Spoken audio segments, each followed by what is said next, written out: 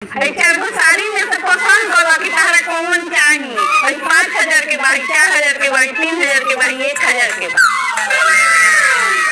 काम करो तनी 5,000 वाला सड़िया ले ले तनी। सोने जी होई हमरा पसंद बा।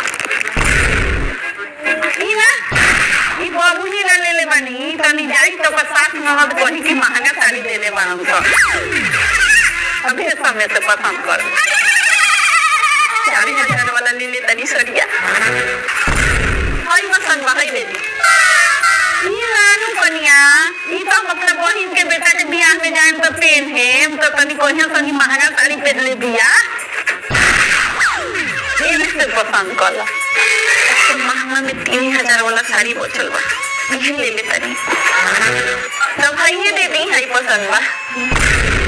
एक कनिया ई बहिन के पतोह ला देखौनी देवे ला के ले बनी।